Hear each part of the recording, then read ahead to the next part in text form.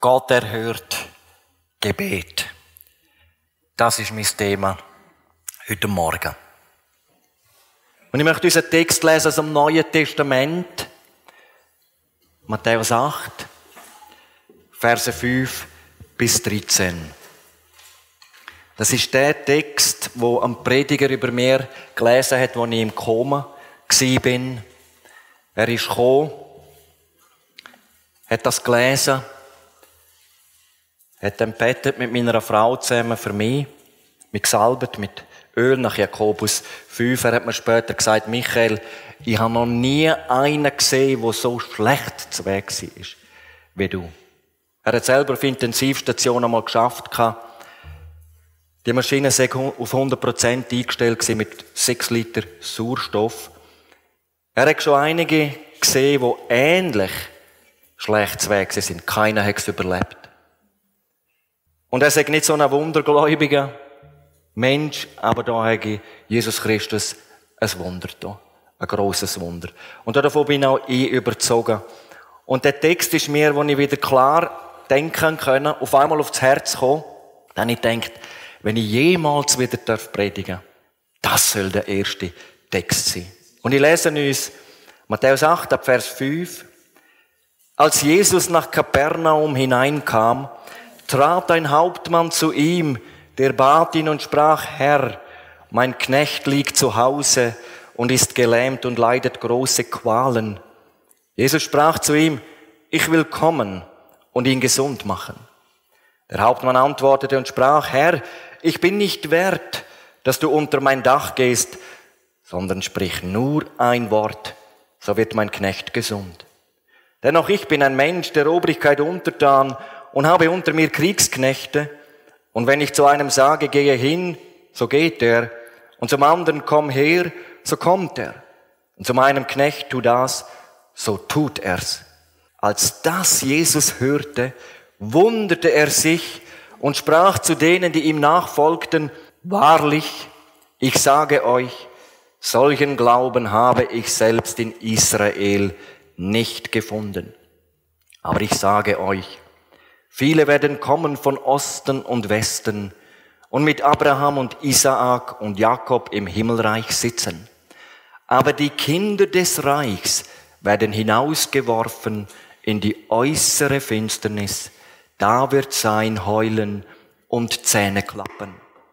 Und Jesus sprach zu dem Hauptmann, gehe hin, dir geschehe, wie du geglaubt hast. Und sein Knecht wurde gesund zu derselben Stunde. Sprich nur ein Wort. Monon epe logo. Das ist das Wort Logo, steht im Dativ, ist ein Dativ-Instrument, das müsst ihr jetzt gerne nicht so verstehen. Man könnte auch wörtlich übersetzen, sprich nur mit einem Wort. Das heißt, als Mittel zur Heilung langt ein einziges Wort von Jesus. Davon ist der Hauptmann überzeugt gewesen. Wenn er spricht, so geschieht's. Wenn er gebietet, so steht es da. Psalm 33, Vers 9. Und der Herr ist verwundert gewesen. Solch einen Glauben habe ich in ganz Israel nicht gefunden. Ihr Lieben, der Text soll uns heute Mut machen, im Gebet Grosses von Gott zu erwarten. Gott erhört Gebet. Und wenn wir so das Neue Testament lesen, sehen wir, Jesus ist die Sensation in Israel. Gerade das 8. Kapitel vom Matthäus-Evangelium zeigt uns etwas von der Macht von unserem Herr Jesus Christus. Er hat Macht über Naturgewalt. Matthäus 8, Vers 26, kommen wir dann später darauf zurück. Er hat Macht über böse Geister. Matthäus 8, Vers 16, er hat Macht über Krankheiten. Ein aussätziger, unheilbar Kranker ist von Jesus auf der Stelle geheilt worden. Matthäus 8, Vers 3. Dann hat der Herr Jesus nur die Hand von dieser schweren, fiebererkrankten Schwiegermutter von Petrus angerührt und wir lesen, das Fieber verließ sie und sie stand auf und diente ihm. Matthäus 8, Vers Vers 15, sofort nach ihrer Heilung. Vorausgegangen, das lesen wir parallel in Lukas 4,38, sie baten ihn für sie. Also es war eine Gebetserhörung. Und hörend, Jesus hat Tausende geheilt. So steht es in Matthäus 15, Vers 31, sodass die Volksmenge sich wunderte, als sie sahen, dass Stumme redeten, Krüppel gesund wurden, Lahme gingen und Blinde sahen. Und sie verherrlichten den Gott Israels. Und doch, ihr Lieben, hat das Grundproblem von uns Menschen nicht lösen können. Denn das Grundproblem von uns Menschen ist nicht gesundheitlicher Art, sondern geistlicher Art. Denn vom Sündenfall her leben wir alle getrennt von Gott. Durch den geistlichen Tod ist der liebliche Tod gekommen. Und wenn wir nicht zu Jesus Christus umkehren, werden wir der ewige Tod, die ewige Trennung von Gott müssen erleiden. Also die Trennung musste aufgehoben werden. Unsere Schuld musste gezahlt werden. Darum hat es noch eine Tat gegeben, von Jesus vollbracht, wo alle anderen Taten weit überragt haben. Es war seine Tat am Kreuz von Golgatha. Dort, wo er beladen mit der Sünde, mit allen Sünden von allen Menschen, mit allen Krankheiten beladen war und aus einer grenzenlosen Liebe zu dir und zu mir sein Leben geopfert hat, freiwillig auf Golgatha. Dort hat uns Jesus erlöst aus der Macht der Sünde, aus der Macht Satans, aus der Macht vom Tod, steht in der Bibel. Und es liegt an uns, das Angebot anzunehmen. Machen wir es nicht, droht uns der ewige Tod in der Hölle. Aber Gott will, dass wir das ewige Leben wählen. Hast du Jesus als deinen Herr und Erlöser angenommen? Wenn nicht, mach's heute. Komm heute zu dem Jesus. Wenn's du gemacht hast, dann ist unser erster Auftrag, ihn gross zu machen. Das können wir im Alltag, indem wir von Jesus reden. Und glauben mir, jedes Gespräch lässt sich lenken, irgendwo, auf Jesus Christus. Es gibt tausende Möglichkeiten. Ganz besonders kann man es machen bei der Taufe. Dort darf ich bezeugen, wie der Heiland mich gefunden hat. Wenn ich zur Gewissheit vom ewigen Leben haben dürfen kommen. Oh, ich freue mich ganz besonders auf den kommenden Samstag. Wir haben einige, die sich dann taufen lassen. Sie dürfen dann bezeugen, da vor der sichtbaren Umgebung, aber auch vor der unsichtbaren Welt, wie Jesus in ihr Leben gekommen ist. In einem wunderbaren Lied heisst es, hebt ihn hoch, den Namen Jesus, macht ihn groß, kommt und verehrt Christus, den Herrn. Und das werden wir ganz besonders am kommenden Samstag erleben. Wir können uns mal eine Frage stellen, warum hat Jesus Kranke geheilt? Einmal aus Mitleid. Der Aussätzige, der gekommen ist, zu Jesus sich niedergeworfen hat, wir lesen das in Markus 1, Vers 41, dort steht, Jesus innerlich bewegt, man könnte sagen voller Mitleid, streckte seine Hand aus, rührte ihn an und sprach zu ihm, ich will, sei gereinigt. Und sogleich wich der Aussatz von ihm und er war gereinigt. Steht in der Bibel. Dann hat Jesus Kranke geheilt, um seine göttliche Sendung als Messias zu bestätigen. Als Johannes der Täufer ins Gefängnis gekommen ist, im Angesicht des Todes, kurz darüber ab, ist er enthauptet worden. Auf einmal haben ihn Zweifel gepackt und er hat seine Diener zu Jesus geschickt mit der Frage, bist du der Kommende? Oder sollen wir auf einen anderen warten? Und der Jesus hat ihm geantwortet mit alttestamentlichen Zitat über den Messias. Aus Jesaja 35, Vers 5 und Jesaja 61, Vers 1. Geht hin und verkündigt Johannes, was ihr seht und hört. Blinde werden sehend und Lahme gehen, Aussätzige werden gereinigt und Taube hören und Tote werden auferweckt und Armen wird gute Botschaft verkündigt. Dann hat Jesus Heilige vollbracht als Zeichen, dass die messianische Heilszeit angebrochen ist. Er sagt in Matthäus 12, Vers 28, wenn ich durch den Geist Gottes die Dämonen austreibe, so ist also das Reich Gottes zu euch gekommen. Und wer Jesus erlebt hat, hat gesehen, ein Stärkerer ist da. Es ist noch Gnadenzeit, aber die Gnadenzeit ist am Auslaufen.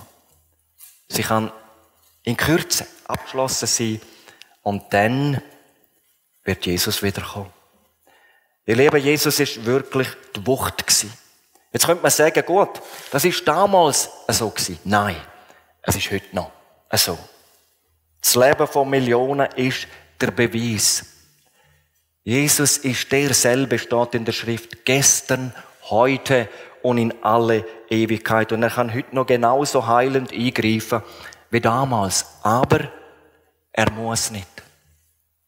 So wie Jesus damals nicht alle körperlich geheilt hat, so ist es auch heute noch. Am Teich von Bethesda, dort hat es viele schwerkranke Menschen gehabt, hat er eine Person geheilt, die andere nicht. Der Paulus hat das Leiden gehabt und hat 3-mal zum Herrn Jesus gebetet, dass er ihm doch das Leiden wegnimmt. Und er sagt, dass ein Engel Satans, also ein Dämon, ihn mit Füßen geschlagen. Und was sagt der Herr? Lass dir an meiner Gnade genügen, denn meine Kraft ist in den Schwachen mächtig. 2. Korinther 12, Vers 9. Wir haben keine Verheißung in der Bibel, dass Gott jede Krankheit wegnimmt. Der Ort, wo es einmal keine Krankheit mehr geben wird, ist in der Herrlichkeit bei ihm, im Himmel. Und das Erleben soll unser aller Ziel sein. Und wer dort ankommen will, der muss da in dieser Zeit 3 Phasen durchlaufen haben. Er muss eine Bekehrung erlebt haben. Er muss einmal zu Jesus Christus bewusst kommen im Gebet mit der Bitte um Vergebung von seiner Schuld. Dann muss er eine Wiedergeburt erlebt haben. Er muss Jesus Christus bewusst als seinen Herr, als seinen Retter angenommen haben, ihn aufgenommen haben. Und dann muss er in der Heiligung gelebt haben. Das heisst, dass er durch die Beziehung mit Jesus, durch die innige Beziehung, sich verändern lässt, immer mehr ins Bild vom Herrn. Gott erhört Gebet. Wir haben gelesen, Jesus ist nach Kapernaum gekommen. Kapernaum liegt am Nordwestufer vom See Genezareth. Und zur Zeit Jesu ist das Gebiet sehr reich bevölkert gewesen. Durch die Fischerei und die Landwirtschaft ist Kapernaum von grosser Bedeutung gewesen. Da haben Menschen gelebt aus allen Völkerschichten, Grossgrundbesitzer, Kaufleute, Zöllner. Ein römischer Militärposten ist in Kapernaum stationiert gewesen. Die damalige Handelsroute Via Maris von Ägypten nach Damaskus hat genau durch Kapernaum durchgeführt. Tausende Menschen haben dort Jesus erlebt und ihn gehört. Und ganz in der Nähe hat er auch Bergpredigt gehalten, die grösste Predigt, die jemals auf Erden gehalten worden ist. Man kann sie nachlesen in Matthäus 5 bis 7. Vielleicht machen wir das einmal, vielleicht heute Nachmittag. Wir kommen aus dem Staunen nicht raus, was er dort alles predigt. Jetzt sind wir in Matthäus 8, da kommt er nach Kapernaum, nachdem er die grossartige Predigt gehalten hat.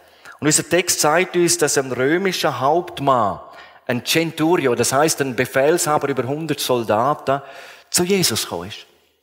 Und wir wollen jetzt einmal ein paar wichtige Voraussetzungen für erhörliches Betten betrachten, die wir bei dem Hauptmann sehen und auch daraus lernen können. Erstens, er kommt zu der richtigen Person.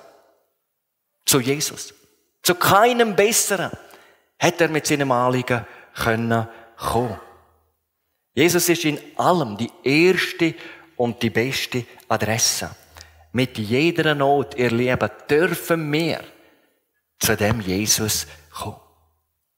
Im Glauben. Wir lesen, dass die Krankheit von dem Diener sehr schwer war. Im Parallelkapitel Lukas 7 Da wird die Geschichte auch nochmal wiedergegeben. Steht, dass der Knecht sogar im Sterben gelegen ist. Und der Hauptmann kommt mit seinem Anliegen zu Jesus. Es steht in unserem Text, er bat ihn. Das griechische Wort Parakaleo meint ernsthaft bitten. Herbeirufen. Es ist ein regelrechter Hilferuf. Herr, mein Diener liegt zu Hause gelähmt und wird schrecklich gequält. Im Parallelbericht steht, dass er durch Älteste von den Juden Jesus bittet hat. Und die den Jesus inständig, Spudaios steht im Urtext, das heißt eifrig, eilig, eindringlich bittet haben.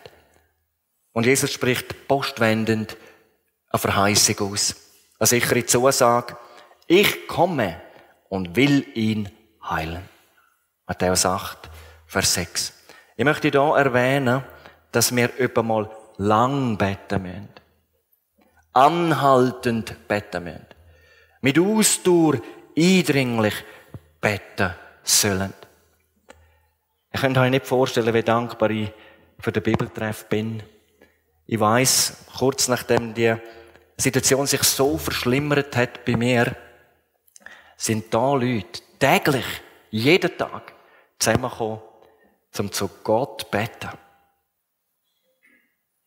Wir lesen von einem Gebet in Apostelgeschichte 12, Vers 5. Und das möchte ich uns einmal aufzeigen. Dort ist der Petrus gefangen genommen worden. Der Herodes hat bereits den Jakobus umbringen lassen, enthaupten lassen. Und das ist eigentlich dem Petrus auch bevorstanden. Dann ist die Gemeinde zusammengekommen zum Beten. Im Vers 5 steht das Wort, in der Elberfelder Übersetzung steht anhaltend, haben sie gebetet. In der Schlachter 2000 steht unablässig. In der Luther 84 ohne Aufhören. Das griechische Wort ektenos bedeutet wörtlich ausgestreckt. Höchste Intensität. Vielleicht habt ihr einmal gesehen, bei einem 100 Meter Finallauf an einer Olympiade oder an einer Weltmeisterschaft, wenn die Sprinter am Start stehen, in voller Anspannung und dann losrennen, wenn man zum Teil die Adern sieht, an der Stirn, an den Muskeln. Das ist eigentlich ein Bild für die Art, wie sie gebetet haben. Es ist nicht um den Zeitfaktor gegangen. Es ist das gleiche Wort, wenn Lukas 22, Vers 44, wo der Herr Jesus im Garten Gethsemane mit dem Tode gerungen hat. Dort steht, er betete heftiger, wörtlich ausgestreckter. Es ward aber sein Schweiß wie Blutstropfen, die fielen auf die Erde. Die beste Übersetzung ist vielleicht inständig oder intensiv. Von der Gemeinde ist intensiv für den Petrus zu Gott gebetet worden. Und wir sehen, Gott achtet auf das inständige, intensive Gebet und hat es erhört. Und das ist mir jetzt ganz wichtig.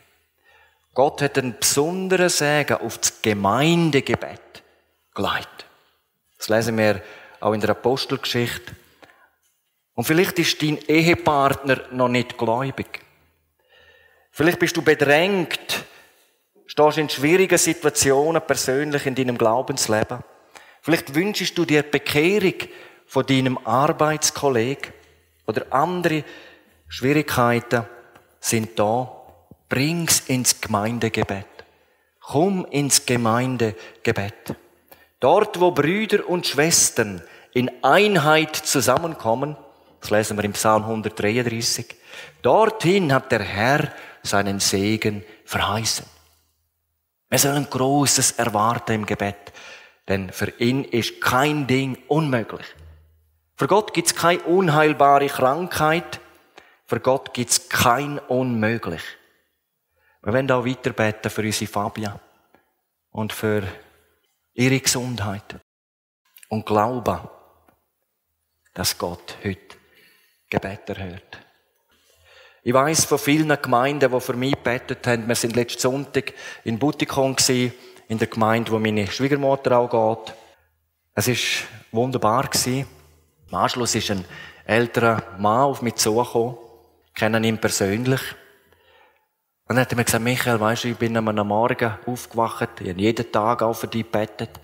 Aber an dem Morgen, und die Zeit war schon recht fortgeschritten gewesen, es hat sich wie nichts bewegt gehabt, man hat nicht gewusst, überlebst du es jetzt oder nicht. Und dann habe ich den Herrn gefragt, wie soll ich überhaupt beten? Es bewegt sich so nicht. Und wenn ich jetzt bete, dann möchte ich, dass dein Arm sich bewegt. Wie soll ich beten? Soll ich beten, dass der Michael aufsteht und aus dem Krankenhaus geht? Und dann sagt es ihm, wie der Geist Gottes sagt, bete doch einmal so. Und dann hat er mir gesagt, mit feuchten Augen, kurz darüber aber habe ich vernommen, dass du aus dem Spital hast gehen können. Wie genau, weiss ich nicht, ob im Rollstuhl oder, ja. In meiner ursprünglichen Gemeinde in Graubünden, in Chur, haben wir einen Mann gehabt, der hat einen sehr hoch bezahlten Job gehabt. Er hat bei einem Stararchitekt eine ganz wichtige Aufgabe gehabt. Und dann ist er Jesus begegnet. Dann hat er seinen Job an den Nagel gehängt, hat eine theologische Ausbildung gemacht, ist ein vollzeitlicher Dienst gegangen. Vater von 3 Kindern, plötzlich die Hiobsbotschaft, Leukämie. Und das hat sich auch schnell dann verschlechtert. Er hat mit seiner Frau über seine Beerdigung geredet. Einiges besprochen mit ihr. Die Gemeinde ist zusammengekommen, hat gebetet, ihn auch gesalbt. Nach Jakobus 5 mit Öl über ihn gebetet. Die Ältesten haben das gemacht. Dann ist ein Untersuch gekommen. Keine Spur mehr von dem Blutkrebs. Und er ist als ein Wunder, als geheilt bestätigt worden von den medizinischen Fachleuten. Gott erhört Gebet. Im Blick auf die Erhörung vom Gebet von unserem Hauptmann kommen wir zum zweiten Punkt. Er ist mit der richtigen Haltung zu Jesus gekommen. Matthäus 8, Vers 8. Er sagt zum Herr Jesus, Herr, ich bin nicht würdig, dass du unter mein Dach trittst. Parallel, Lukas 7, Vers 7. Darum habe ich mich selbst auch nicht für würdig gehalten, zu dir zu kommen. Und wenn wir den Parallelbericht in Lukas 7 mal genauer durchlesen, hätte sich der Hauptmann vielleicht sogar etwas einbilden können auf sein vorbildliches Leben. Er hat ein sehr vorbildliches Leben geführt. Seine Bitte für den Knecht ist aus purer Nächstenliebe entsprungen. Da steht, sein Diener war ihm viel wert. Lukas 7, Vers 2. Einige von den Ältesten von den Juden haben zu Jesus sogar gesagt, er ist würdig, er liebt unsere Nation, er selbst hat uns die Synagoge erbaut. Doch nichts von diesen Vorzügen bringt der Hauptmann vor. Im Gegenteil. Herr, ich bin nicht würdig. Er kommt also in Demut. Und die Bibel sagt in Jakobus 4, Vers 6, dem Demütigen gibt Gott Gnade. Und ihr Lieben, wenn Gott heilend eingreift, dann ist es immer aus Gnade. Und Demut macht uns angenehm vor Gott. Es ist eine Eigenschaft Jesu. Bei ihm dürfen wir Demut lernen. Jesus sagt, ich bin von Herzen demütig. Lernet von mir. Matthäus 11, Vers 29. Und je mehr Jesus Christus mich erfüllen darf, desto demütiger werden wir. Ganz wichtig, wir sollen keine bewusste Sünde in unserem Leben dulden. Wir dürfen uns täglich Jesus Christus weihen. Ich habe einmal im Büro von einem Mitarbeiter damals bei der Bibelschule Beatenberg ein herrliches Bild gesehen. Dort ist gestanden, der Mensch, ich möchte sagen, der gläubige Mensch, ist wie eine Ähre in Gottes Hand. Je voller sie ist, desto tiefer neigt sie sich. Je mehr Jesus Christus unser Leben beherrschen darf, desto demütiger leben wir in dieser Welt. Wir sehen, der Hauptmann ist in der richtigen Haltung gekommen. Er ist in einer grossen Achtung vor Jesus gekommen. Er ist in Demut gekommen. Und jetzt drittens, er kommt im Glauben an Jesu Macht. Der Hauptmann sagt, Matthäus 8, Vers 8, sprich nur ein Wort und mein Diener wird gesund werden. Und er begründet seine Aussage damit, dass er selber unter Befehlsgewalt steht. Hypoexousian steht im Grundtext. Exousia, Vollmacht, Autorität, Gewalt. Der Mann hat etwas gewusst von Vollmacht. Mit anderen Worten, du brauchst nicht unter mein Dach zu kommen, dort, wo mein Diener so schwer krank liegt. Wer Autorität besitzt, muss für die Aktion nicht selber vor Ort anwesend sein. Es langt, wenn du nur ein Wort aussprichst, unabhängig von wo, dass du das sprichst. Wow. Gewaltig. Und wenn wir uns einmal die Frage stellen, ist das nicht zu hoch gegriffen? Nur ein Wort. Gibt es Beispiele, wo der Herr Jesus mit nur einem oder wenigen Wort Gewaltiges vollbracht hat? Viele. In Matthäus 8, Vers 16 steht, als es aber Abend geworden war, brachten sie viele Besessene zu ihm und er trieb die Geister aus mit einem Wort. Im Griechischen steht nur das Wort Logo im Dativ wieder. Der Aussätzige, der in Matthäus 8, Vers 3 zu Jesus Christus gekommen ist, sich vor ihm niedergeworfen hat und gesagt hat, Herr, wenn du willst, kannst du mich reinigen. Dann hat Jesus die Hand ausgestreckt, ihn angerührt und gesagt, Telo, ein Wort im Deutschen, ich will. In Markus 4, Vers 39, das ist die Stelle, wo die Jünger mit Jesus im Boot sind. Ein mächtiger Sturm hat sich erhoben.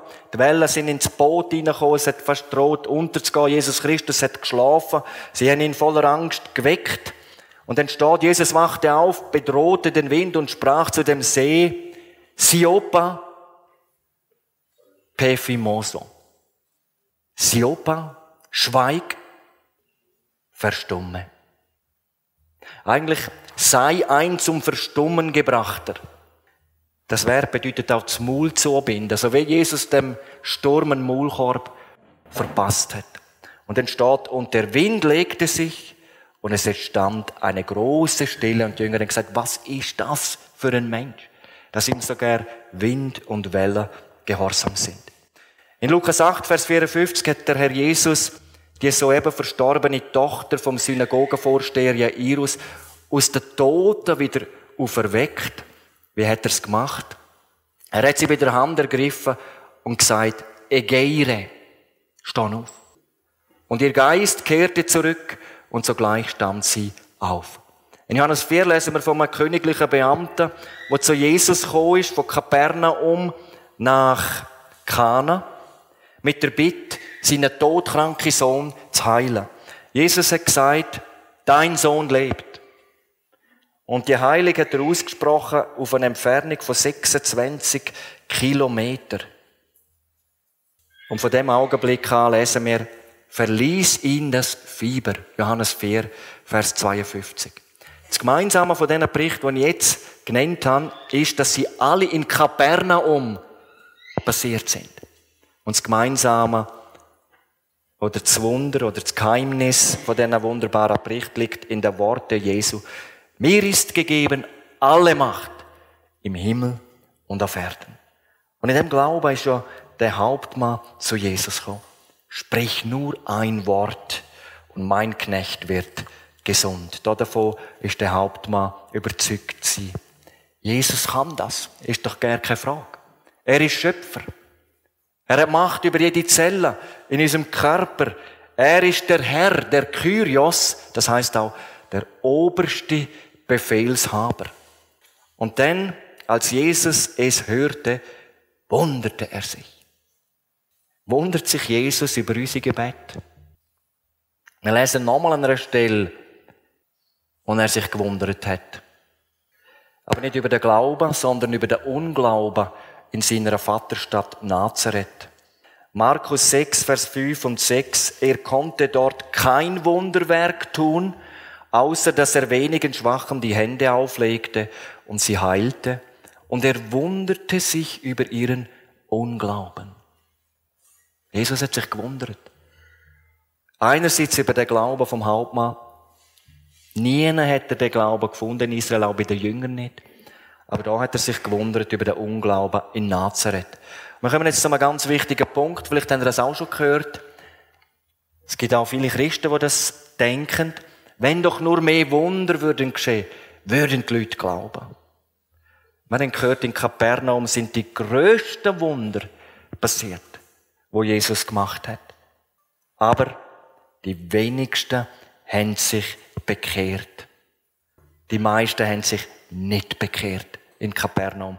Darum hat er dann auch den Fluch ausgesprochen über diese Städte. Hören ganz gut. Matthäus 11, Vers 20 und folgende.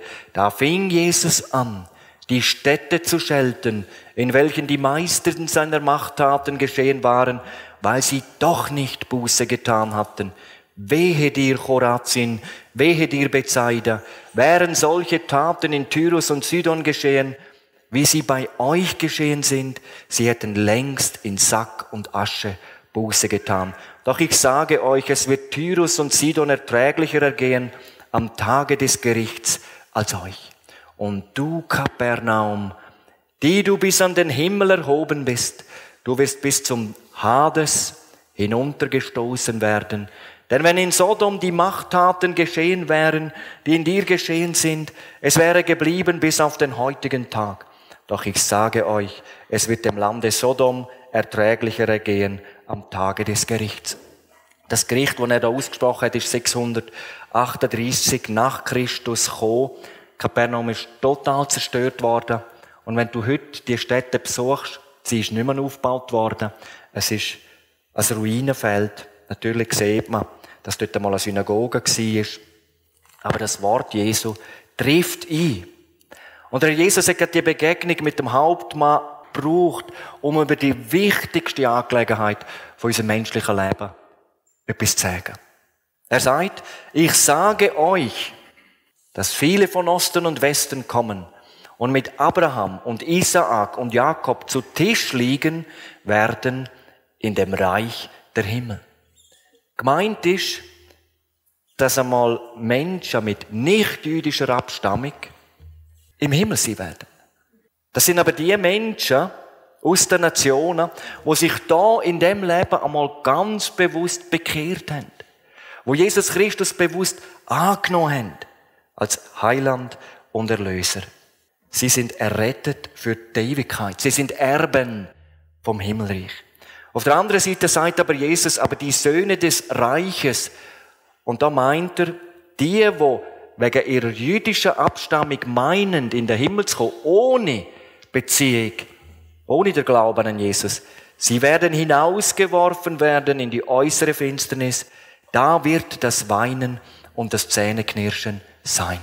Und das sagt die Bibel ganz deutlich. In der Ewigkeit wird es einmal nur zwei Bereiche geben. Nur zwei Gruppen Menschen geben. Errettete und Verlorene. Auf die Erretteten wartet eine unvorstellbare Herrlichkeit. Ein Ort, wo es kein Tod mehr gibt, kein Schmerz mehr gibt, kein Leid, keine Krankheit, keine Tränen. Es gibt ein Wiedersehen mit denen, die uns im Glauben vorangegangen sind. Und Jesus sagt in Offenbarung 21, Vers 7, wer überwindet, wird dies alles, die Herrlichkeit Gottes, erben. Über die andere Gruppe sagt Jesus ein paar Vers weiter in Offenbarung 21, Vers 8, aber die Feigen, gemeint sind die nie zu Jesus gekommen sind. Die Ungläubigen und mit Gräueln befleckten und Mördern und Unzüchtigen und Zauberern und Götzendienern und allen Lügnern ist ihr Teil in dem See, der mit Feuer und Schwefel brennt. Das ist der zweite Tod. Die Hölle. Auf sie wartet eine unvorstellbar schreckliche Ewigkeit. Leiden in allerheftigster Form, ohne Ende. Das darf uns nicht passieren. Ihr Lieben, das darf uns nicht passieren. Es gibt ein Gebet, das Gott immer erhört, nämlich wenn es um Errettung geht. Wenn ein Mensch kommt, wird er immer angenommen. Apostelgeschichte 2, Vers 21 steht, wer den Namen des Herrn anruft, wird errettet werden. Wir haben auch gehört, dass das Gebet um Heilung vom Diener, vom Hauptmann, von Jesus erhört worden ist. Er hat ihn gesund gemacht. Jesus hat zum Hauptmann gesagt, gehe hin, dir geschehe, wie du geglaubt hast. Und der Diener wurde gesund in jener Stunde. Matthäus 8, Vers 13. Nochmal, nicht jedes Gebet um Heilung wird von Gott erhört. Der Mann, der mich auf die Suche geschickt hat nach deren Erlösung in Jesus. Meine Religionslehrer haben schon oft von ihm geredet und auch geschwärmt. Er ist wirklich ein einmaliger Bruder. Ihn hat der Herr durch die Krankheit, die in der gleichen Zeit war wie bei mir, heimgenommen mit 64. Unsere Naomi, wo wir gefleht haben, gebetet haben, gehofft haben, hat er heimgenommen. Aber wir dürfen wissen, wir werden sie wieder sehen. Und ich weiss, ich werde auch den Marcel Bähni wieder sehen. Grosses Vorbild für mich im Glauben. Jemand hat bei seiner Abdankung gesagt, er war eine leuchtende Fackel. Jetzt müssen wir die Fackel weitertragen. Und ich möchte auch uns aufrufen, tun wir doch die Fackel, das Evangelium, weitertragen. Von Jesus, ihn gross machen. Ein Zitat, das der Marcel mir einmal geschickt hat, es ist so treffend. Ein Mensch kann in den Himmel kommen, auch ohne Gesundheit, ohne irdische Ehren, ohne Diplom, ohne Freunde, aber niemals ohne Christus. Zusammenfassend im Blick auf die Erhörung vom Gebet vom römischen Hauptmann. Erstens, er ist zur richtigen Person gekommen, zu Jesus. Er ist in der richtigen Haltung gekommen, in Demut. Und er ist im Glauben an die Macht Jesu gekommen. Und er ist reich beschenkt worden. Amen. Bete mit uns. Herr Jesus, ich danke dir, dass du ein Gott bist, der Wunder tut. Ja, wenn du sprichst, dann geschieht's. Wenn du gebietest, dann steht's da. Ja, du bist höher als alle Himmel. Du bist grösser, als wir uns jemals vorstellen können. Und ich danke dir für deine Macht, wo du auch in meinem Leben wirksam gemacht hast, damals vor 18 Jahren, bei der Bekehrung, das neue Leben, aber auch, dass du in dieser Krankheitsnot mächtig eingegriffen hast. Ich danke dir dafür. Und ich danke dir auch für den Bibeltreff, für unsere Gemeinde, wo du gebraucht hast, mit anderen zusammen, das Gebet auszusprechen im Glauben, und du hast es mächtig erhört. Danke, Herr. Ich danke dir von ganzem Herzen. Und segne du die Gemeinde, jedes Einzelne, der heute da ist. Und wenn noch jemand da ist, der noch nicht errettet ist, noch keine Gewissheit hat, gib ihm, gib ihr den Mut, heute zurückzubleiben, das Gespräch zu suchen, dass wir miteinander beten können und das festmachen können, dass sie den Himmel buchen am heutigen Tag, am 24.07.2022. Amen.